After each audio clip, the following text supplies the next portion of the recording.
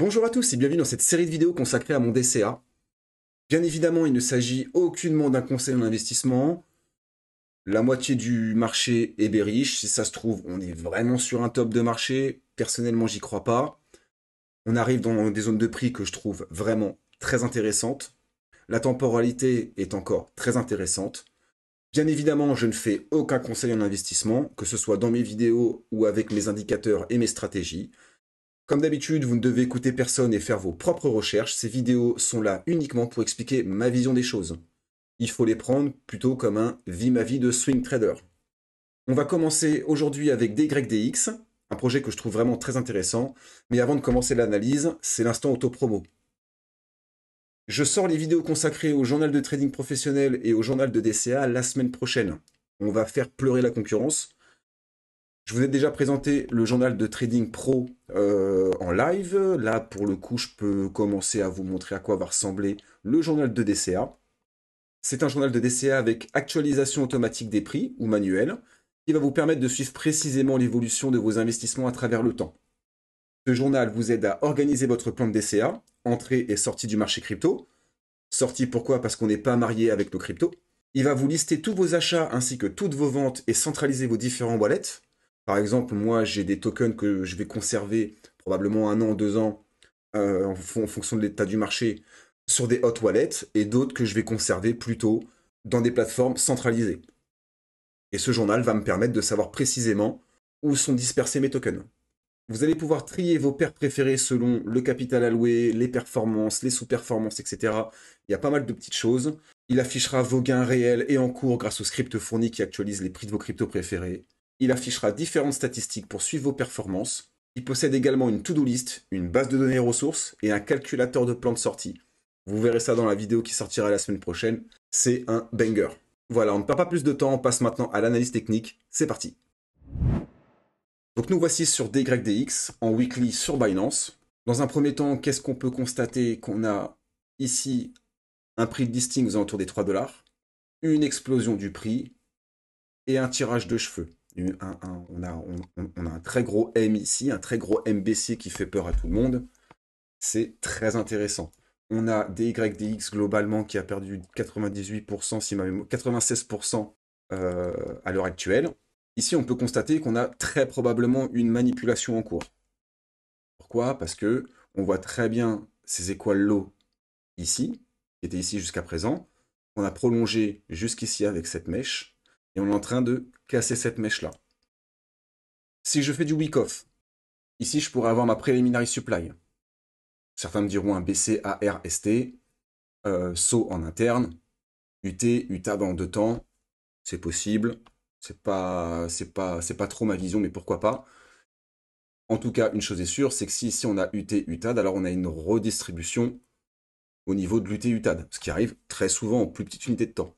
Donc ici on a un BC, ARST, SO, UT, UTAD. Si je prends ma preliminary supply, donc si je prends le bloc acheteur et le bloc vendeur qui a permis de faire monter les prix ici, je m'aperçois que j'ai une zone potentielle de retournement entre les 1,272 et les 1,618 ici. Je vais l'enlever, hop. On a une zone potentielle de retournement ici. Donc on voit que le prix a réagi dedans et s'est retourné. Donc c'était un mouvement valide.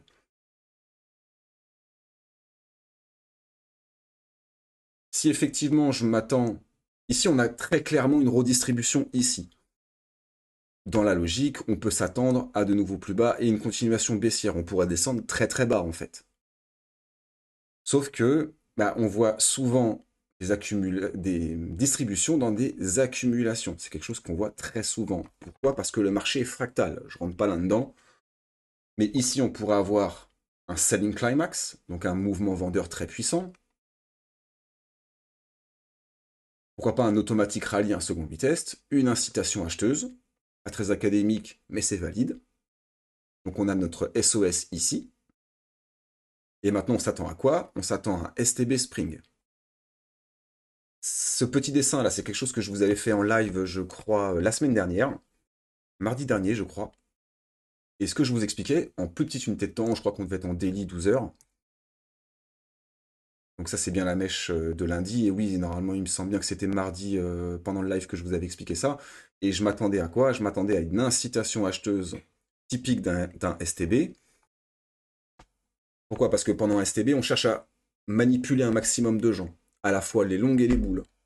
Il y a ceux qui vont voir une cassure du range et qui vont chercher un setup pour pouvoir short la continuité baissière, ce qui n'est pas tout à fait déconnant, ça arrive. Il y a ceux qui vont voir une réintégration et qui vont se dire, mais en fait, si ça réintègre, je ne vais pas citer de nom, mais j'en ai plein en tête, si ça réintègre, c'est qu'il y a de fortes probabilités pour aller chercher la borne opposée du range. Donc, soi-disant, ici, les 4-5 $. C'est un petit peu plus complexe que ça, bien évidemment. En tout cas, ici, on a une belle réaction du prix avec une prise de liquidité intermédiaire ici. On voit bien, je vais peut-être plutôt faire comme ceci. On va, hop, ici, on voit très bien notre accumulation de liquidité, notre prise de liquidité, notre inducement ici. Moi, à partir d'ici, on a comblé le bloc, le déséquilibre. Je m'attends à ce que le prix se retourne ici pour aller chercher un spring. Si je m'attends à un spring, bon, on peut toujours avoir une dernière prise de liquidité. Mais globalement, là, je m'attends à un retour aux alentours des 50-60 centimes sans problème. Je m'attends à quelque chose d'assez violent, au moins la prise de liquidité du STB. Si je prends mon Fibonacci de tendance, ici, je prends mon dernier bloc vendeur, mon dernier bloc acheteur qui a servi à initier ce mouvement baissier, je m'attends à une réaction entre les 1,272 et les 1,618, donc chose qu'on a eu ici, où le prix a réagi. Bien évidemment, ça n'a pas tenu. Je m'attends sinon à une réaction entre les 272 et les 2,618, donc ici, dans cette zone-là. C'est pile poil où on a notre STB. Alors bien évidemment, quand je dis ça, ça n'empêche qu'on peut avoir des excès vendeurs, justement. Par contre, ce que je veux pas, c'est qu'on clôture trop longtemps en dessous de cette zone-là. Je veux voir une réintégration relativement rapide.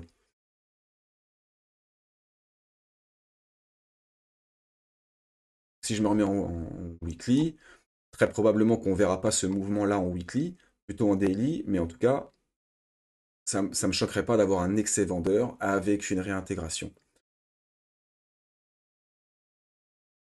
Très clairement, je suis assez bullish et je pense que c'est juste une phase de manipulation classique. J'ai commencé à acheter, j'ai acheté le STB c'est sûr, mais en vrai je suis rentré, j'ai commencé mon DCA mi-juin, donc j'ai acheté pile ici avant de me faire tirer les cheveux, mais c'est pas grave, c'est la temporalité que j'achète. Euh, j'ai acheté pile poil l'incitation acheteuse ici, mais c'est pas grave, ça fait partie de mon plan, et derrière je continue à DCA. D'ailleurs si je vous montre, euh, hop, ça c'est mon portfolio à moi en vue secrète. Et en fait, si vous regardez, j'ai ici un prix d'entrée moyen aux alentours des 1,10, un petit peu moins. Donc moi, j'ai un prix moyen légèrement au-dessus ici. Ça, c'est parce que j'ai acheté ici et que j'ai continué à racheter la baisse. Si j'ai un spring, je vais continuer à racheter. L'idée, bien évidemment, c'est pas un conseil d'investissement. L'idée, ce serait d'injecter 20-25% de mon capital sur ce que je pense être un STB Spring.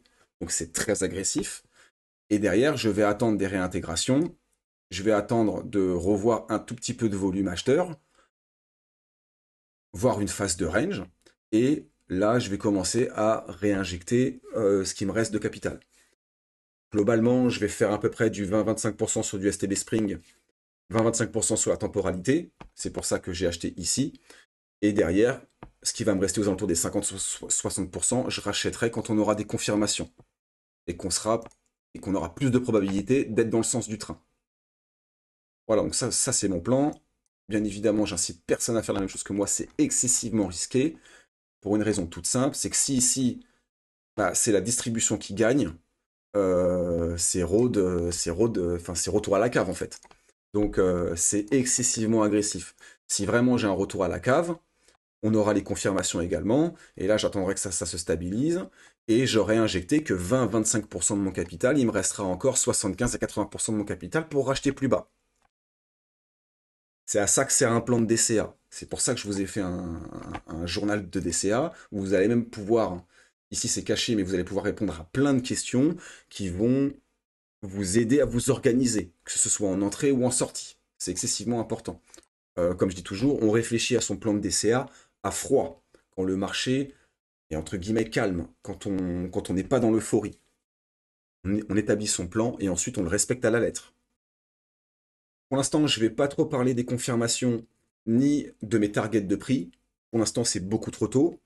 Ça sert à rien, c'est du fantasme, c'est fait pour vendre du rêve aux gens. Ça m'intéresse pas. Voilà, je pense que ça sert à rien de faire plus long.